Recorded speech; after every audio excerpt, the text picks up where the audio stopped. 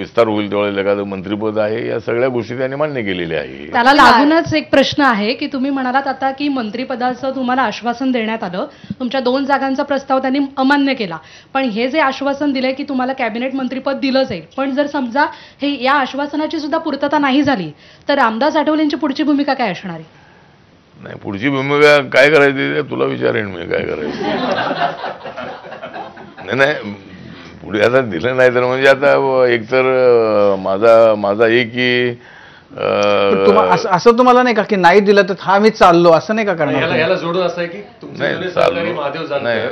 नाही चाललो म्हणजे काय, मला मार्ग दिसत नाही लगेच चाललो म्हणजे, पण मला एवढ्याला की कॅबिनेट मिळेल अशी अपेक्षा आहे. म्हणजे आता मी 8 वर्षापासून मी मंत्री आहे आणि माझा पक्ष पाहता मी सगळ्या देशामध्ये माझे दौरे होतात. एका महिन्याला माझे 1.5 लाख 2 लाख किलोमीटरचा प्रवास माझा होतो आणि सर्व ठिकाणी माझी पत्रकार परिषद होते आणि त्या ठिकाणी एनडीएने केलेल्या कामाचा आढावा मी घेत असतो.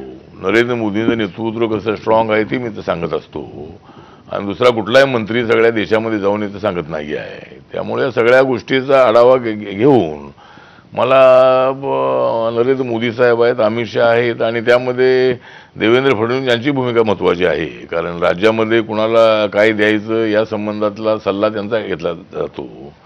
त्यामुळं माननीय देवेंद्र फडणवीस हे माझे चांगले मित्र आहेत आणि त्यांनी जर हा प्रयत्न केला तर त्यांनी आश्वासन दिलेलं आहे त्या पद्धतीनं मला नक्की ते तरी मिळेल. म्हणजे आता मी 2 जागावर पाणी सोडलेलं आहे. 2 जागा आम्हाला हव्या होत्या त्या आता मिळणार नाही आहेत.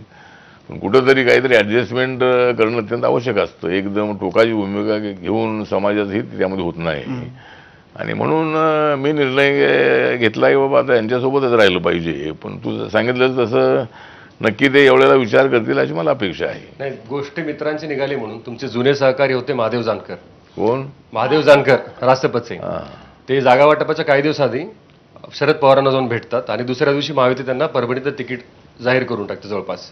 असं वाटलं नाही का तुम्हाला की शिर्डी जागा जाते किंवा तुमचे 2 बाकी मागण्या मागे पुढे होत आहेत, आपण एक दिवस जाऊन पवारांना भेटायचं आणि दुसऱ्या दिवशी मग लगेच शिर्डीचं तिकीट घेऊन यायचं? नाही, माझी काही चर्चा जानकरांची झाली नाही. नाहीतर मी सुद्धा जानकर साहेबची काही आयडिया केली असती. मी सुद्धा पवार साहेबांना जाऊन भेटलो असतो. पण ठीक आहे, आता जानकर हे माझे मित्रच आहेत आणि त्यांना परभणी जागा हवी होती. त्यांना काहीतरी महाविकास आघाडीने माड्यामध्ये उभं करायचं ठरवलं होतं. पण त्यामध्ये देवेंद्रजी फार हुशार आहेत. त्यांनी ताबडतोब त्यांना बोलवलं आणि त्यांना परभणी जागा त्या दिली. तर मी काय असे डावपेच खेळू नाही, म्हणजे असे डावपेच खेळले पाहिजे कधी कधी. त्यामुळे जानकरांनी जसा डावपेच खेळला तसं पुढच्या वेळेला मी खेळेन. आता मी एकदा आठवले साहेब बघूया, पण त्यांना परभणी मिळालेली आहे, तिथे निवडून येतील अशी अपेक्षा आहे. मागच्या वेळेला ते बारामतीत उभे असताना 50-60 हजार मतांनी झाडली होती. त्यांना 4-4.5 लाख मतं मिळाली होती 14 मध्ये.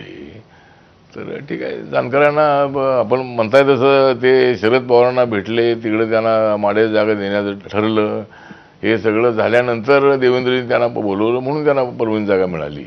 पण आता मी काय असं केलं नाही, त्यामुळे मला शिर्डी मिळाली नाही, सोलापुरी मिळाली नाही. पण आता जे काय आश्वासन दिलेलं आहे ते तरी मिळावं अशी अपेक्षा आहे. आठवले साहेब, पॅन्थरचा इतिहास वाचताना एक लक्षात आलं की तुम्ही पॅन्थरची उभारणा